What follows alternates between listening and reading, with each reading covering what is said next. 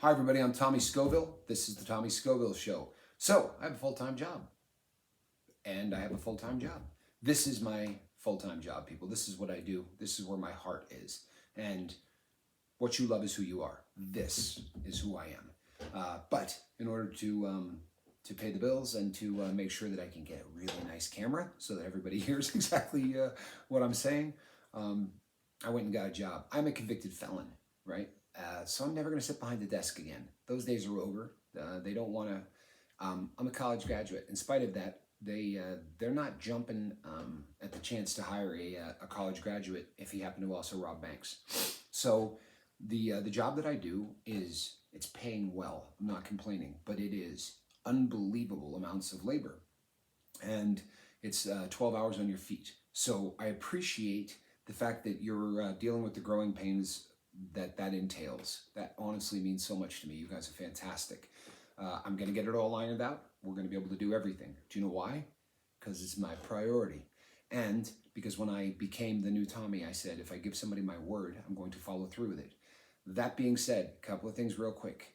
I got 3 emails from people that said, you need a little money? I'm not, the first negative comment ever was I was a televangelist getting ready to take money. People, that's not what I want. Thank you. I'm not trying to usurp the gift of giving either, right? So take this, and especially if you were one of the people that emailed me, take this to heart. I really appreciate it. I'm not kidding, I do. And the gift was given. It's no different. It's just that I took money from people my entire life, right? And I did it by speaking well. I did, granted I robbed banks, but the number of people who I conned that are giving money to me, I'm never going to be that person again. And you say, well, this isn't a con. No, it isn't. But those relapse things that I keep talking about and that slide? Okay, I'm going to start down that slide if I start letting people give me money for this or for that. It's not what we're going to do here. You want to give me money? Don't turn off the video. Watch it till the end of it. Commit. If you really want to get sober, you're going to do everything in your power to get sober. That would be a gift to me. That's watching the videos. That's, more importantly, being in the comment section and supporting every single person on this boat. People, we as human beings have sort of I don't want to use the word evil because it's not necessarily I don't feel like going through the argument with people on the evil thing, but we have a nature, right? That we have a good nature, we got a bad nature. Everybody does. If the bad nature in your person, if inside of you are feeding the wolf, right, that you shouldn't be feeding, something really interesting happens. What happens is you draw from the outside world directly from your inside world. So this job that I'm going to now, there is a gentleman there, at least one that I've come across so far, who gets through the 12-hour shift with the use of methamphetamine. Now, apparently the boss doesn't realize this. I do. It's painfully obvious. Forget pupils and all of the other stuff that just really should be a dead giveaway to everybody. But it's the way in which he does things. They have to continually go over and say, hey, you don't have to do it to that degree. He tweaks, and if you've been a user of meth, you know what I'm talking about. You tweak on something. It becomes so much a focus. This is why for people with ADHD, literally, not kids that they just don't feel like dealing with, but I mean the people that really need it, their mind is everywhere. If you say to them, tell me a little bit about your childhood, and he says, well, I think the first time things really went bad was in the 1st grade. It was right around my birthday. Oh, my birthday that year, I got a bike. It was a red bike. Red's my favorite color. You know what's cool about red? It reminds me of roses. I knew a girl named Rose once. And if you've ever met one of these people, they cannot focus and stay on one task. And amphetamines for those people do just that, right? They help you focus. But if you don't need that, then they hyper-focus you and you become a tweaker who wants to take apart a television set, to clean it and put it back together. Or any of the other things that are just, the cliches. But this boy at work is most assuredly on methamphetamine. Now, if my inner nature is not where it is supposed to be, I will draw this cat to me like a magnet. I promise you. If, people say all the time, I'm trying to quit drinking, but it just seems like everybody I meet, is offering me a drink or wanting to. People, if you're where you need to be on that inner voice, that inner mechanism, right? If you're living a sober life inside your mind, it is going to be astounding to you how much the magnet gets turned around to the opposite polarity. You will literally repel people. This cat's not going to come up to me and offer me meth. I promise you. I don't walk up to people and say, "Hi, I'm Tommy, I'm an addict." But most assuredly, I'm going to mention this show shortly after the hello. I mean, at some point, I am going to say, I do a YouTube program on sobriety. You say to somebody, I do a YouTube show on sobriety, they're not going to offer you meth. You understand what I'm saying? Okay, that is really taking this to the extreme in terms of giving you an example. But the things that you do and the lifestyle that you live, you're going to be saying the same thing. If your negative attitude and you're not at peace inside with sobriety, you literally put out a vibe that says, I want to get high. Whether you realize this or not, it's the truth. And you draw that to you, right? I think I've told this story before where I went into I was in a rehabilitation deal, and everybody was in the room and they were just letting us sort of mill around and do coffee and donuts or whatever. And at one point the speaker said, all right, stop. Raise your hand if your drug of choice is cocaine. And 3 guys in the corner, their hands went up, right? Raise your hand if you're an alcoholic, and 10 guys over in this corner. And everybody had just joined up. And I was standing with the one guy that was a heroin addict. I was not a sober person. I was not using because of where I was, but I was not sober. And I put out that vibe.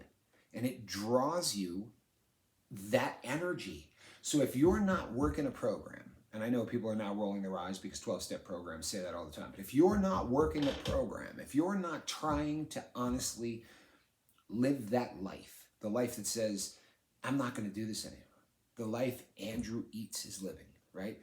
The life that a lot of people, people in the comment section who say, I drove by, I walked down through the grocery store right by the liquor section, and it didn't do a thing to me. Because where they're at on that inside, right?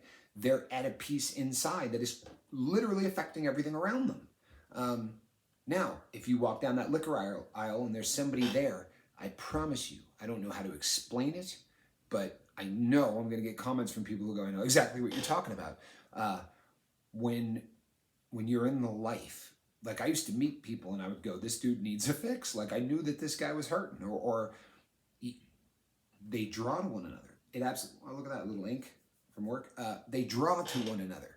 So people, you need to work on making sure that the inside of you is not drawing to you exactly what you're trying to avoid. What is it that the world sees when they see you? The reason that I harped so badly on the little details, the little minutia of designing and defining who the new you is because if you stick with the old new, you're going to suck right into you every single thing that you don't want. I promise. And then we will say, I can't believe it. I just ran into this guy, and the guy, no, man, you drew him to you. You did. If you're living the life that is sober, if you're living a life that says, I'm never doing this stuff again, you're not going to get offered. I promise. This time around, and by this time around, I mean, I'm sober 6 years. I've tried many times in the past.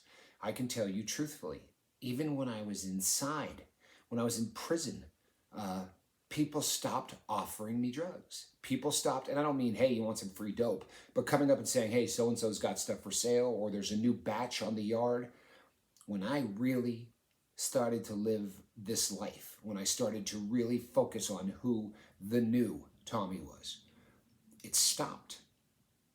It really did. The people, I put out a vibe that I'm never getting high again. It was the focus of my daily existence. I'm never doing this again. They tell you in other programs, you never say never, right? You say, well, I can stay sober today. You don't ever say never. Never. You hear me? Never am I ever getting high again. No problem. And it's, I'm offended. I really am. I'm offended by the concept of you can't say that you're never going to do it again. I'm not going to curse, but it ticks me off, if you know what I'm saying. I don't pick on the ex-wife. I've told you this. But when I got reconnected with my daughter, and I say reconnected, the last time I had seen her was 2. When I connected with my daughter for the first time as an adult, my ex-wife said to me, she really wants to meet you, and I think it would be a good idea that the two of you get to know each other, which was a 180 from where it used to be, where she blocked me from being able to have any contact with my daughter. But she said to me, but whatever you do, don't promise her anything. And I'm not picking on her, because the old Tommy should not make promises because he will break them. But the new Tommy wasn't that guy. And I remember talking to my daughter in the beginning, and by then I was sober. I'm good. I mean, I really was. I was where I wanted to be.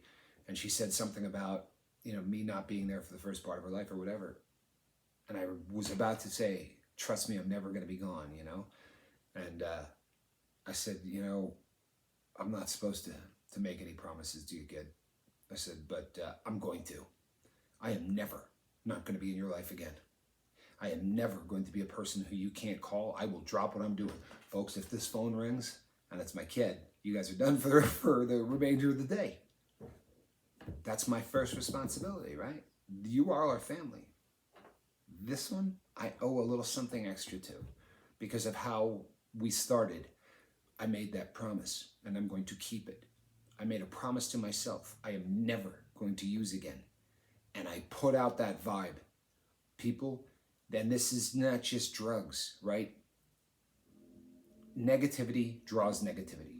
Positive draws positive. Evil draws evil. I was in prison, and some of the most evil cats you've ever come across, I mean, true evil, are locked up in there. And I will say this, the majority of them are not.